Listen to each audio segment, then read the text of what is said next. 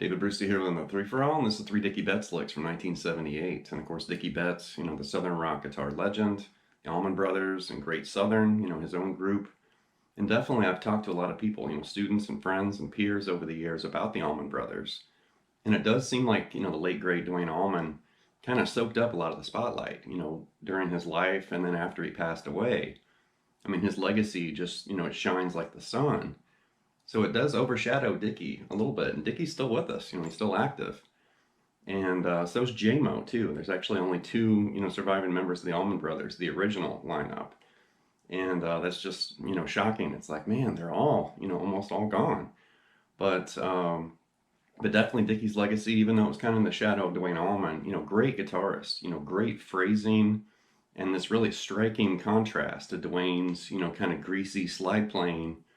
And then you had Dickey, playing these really biting, single note licks, these sequenced and kind of slip and slide and shifty ideas, great ideas for sure.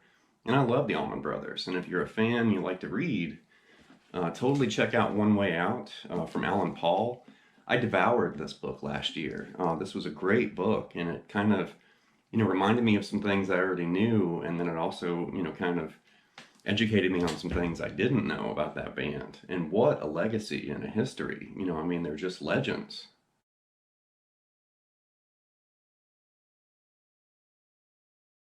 I did catch Dickey Betts with Great Southern, and that was in 2004 at Hookahville. And that was a, kind of a big jam band, festival or concert just outside of Columbus, Ohio. And I do remember, the show, even though that was a few years ago. But I remember when Dickey Betts and Great Southern took the stage, I went as close to the stage as possible. I was like, I have to see this. I mean, I knew it was history in front of me. And it was a great concert, and I remember they came out, they played a little bit of Allman Brothers. I wasn't really that familiar with Great Southern's music, to be honest. But it was just great to hear him play, and that was back in '04. So, I mean, Dickey was in fine form. And, it blew my mind. I thought, wow, I got to see Dickey Betts, finally.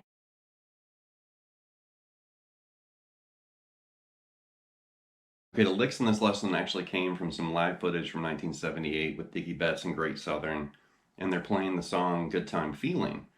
And, it kind of starts, and Dickey actually does like a guitar solo by himself a little bit, and he's just playing some licks, kind of stretching out a little bit. They play the song, and then at the end of the song, Dickey goes wild again and starts playing, this crazy cadenza and all this stuff at the end of the song. Really cool footage, though, and it was neat to see, this early, footage, or at least, footage with Great Southern from the late 70s.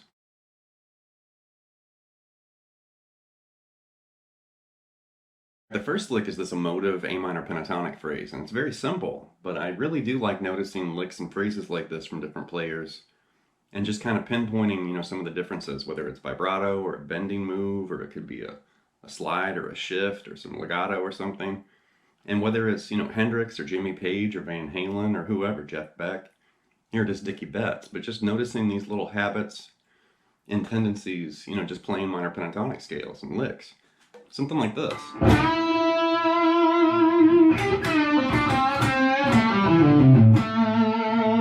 One more time.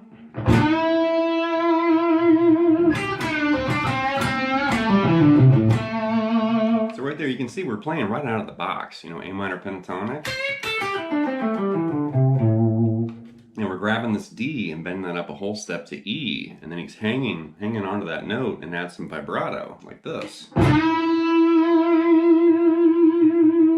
Then you want to silence that note, but you're going to keep that note bent, and you want to reach over and grab this G there on the 8th fret on the B string and pick that. Then you want to go back to that held bend, but it's not ringing. Pick that, and then you're going to release it. Then grab C to D, and then you're going to go back to that C note and kind of smear bend it, a half step twice. Like that. So the beginning one more time. And then you're just going to cruise down the scale. And you're basically, doing pull-offs there. And then just end right there on that A note on the 7th fret on the D. So one more time here.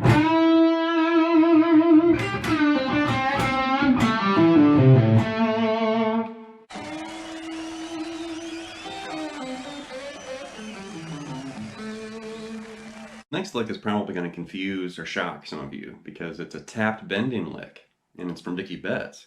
So you have to think this is from 1978. And I honestly don't know if Dickey was even aware of Van Halen at this time. Probably was, but I don't honestly know.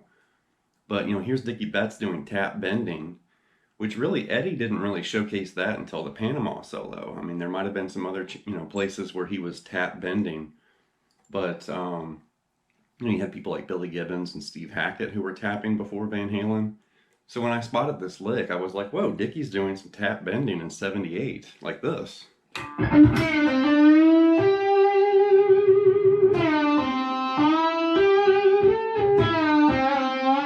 One more time.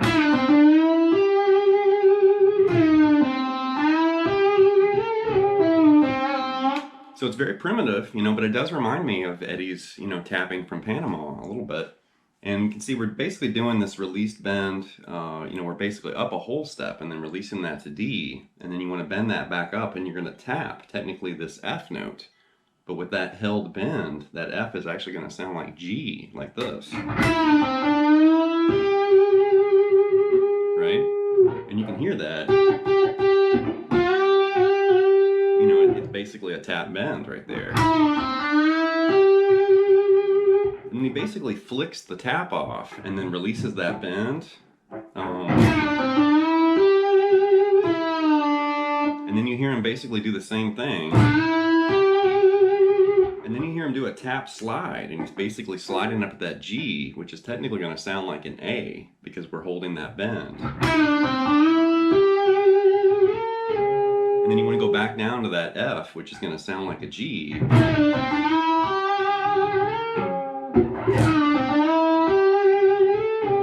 And then you want to release that bend, and then you've got a couple little half-step bends there on that C note, like this.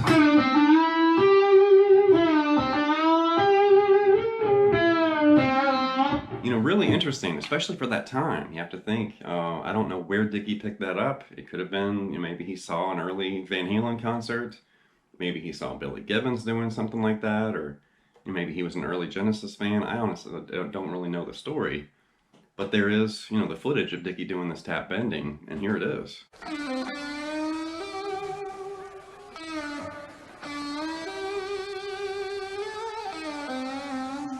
Next up is this kind of signature phrase from Dickey, and it's this rhythmic legato kind of sequence phrase, and it turns around, like the beat kind of turns around, and he's a master of doing this kind of stuff. Something like this.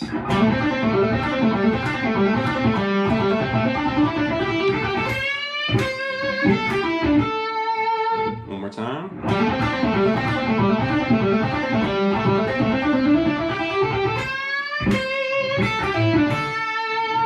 So right there, we're once again in A minor pentatonic, and he starts with this. And it's just this four-note kind of motif, played as legato. And then right there, he turns it around and does this.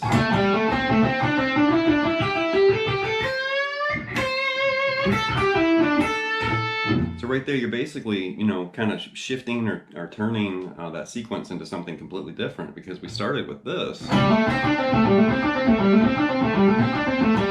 And then you're going to this, very dedicated kind of triplet, sequence. And then you're basically ending with this bend here on the C. And then he walks down and then ends on that A. Really interesting lick, and you can hear Dickey do licks like this all over the place. Allman Brothers, Great Southern, just about everywhere. So one more time.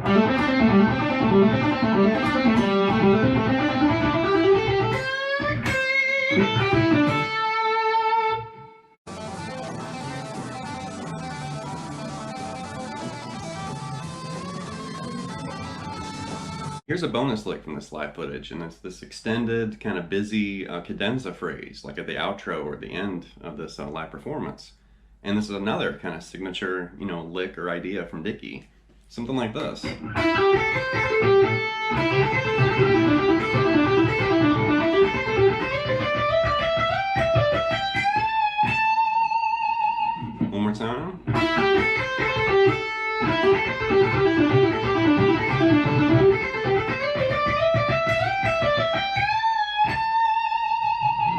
basically, you know, A minor pentatonic once again. And he starts with this opening phrase like this. And those kind of rapid hammer-on pull-offs are another signature, you know, Dickey Betts kind of trademark. And then he does this. And then he starts doing this, which is really weird. So you're basically doing a pull-off, and then doing that same pull-off, and going down to that D note right there. I love the way that kind of turns around once again with the rhythm.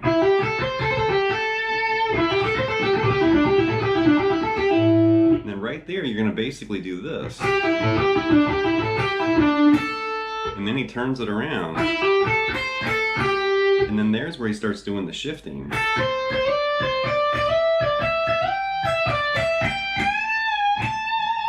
And he's really just connecting, you know, different positions of A minor pentatonic like that along the high E string. So really slow.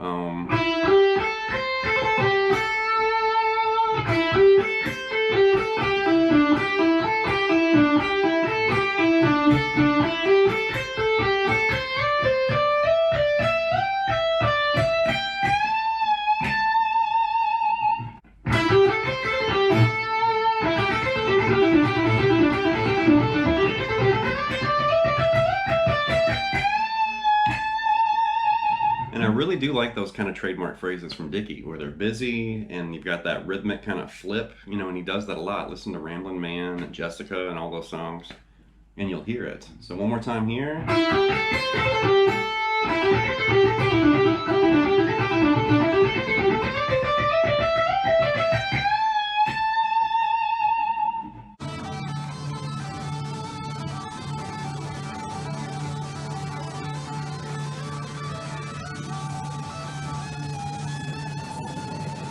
All right, that's going to wrap this look at 3 Dickey Betts Licks from 1978. Definitely a very exciting and dynamic player. Lots of expression, lots of feel.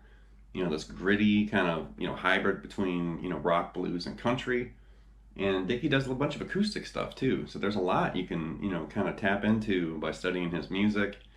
And, you know, definitely Duane Allman's a big distraction. And I think it is interesting to notice how Dickey worked with Duane Allman. And then after Duane was gone, and eventually you brought, you know, Warren Haynes into the fold, it was interesting to notice how Dickey worked with Warren. And, you know, it kind of moves the player in a different way, you know, having this other player in the band.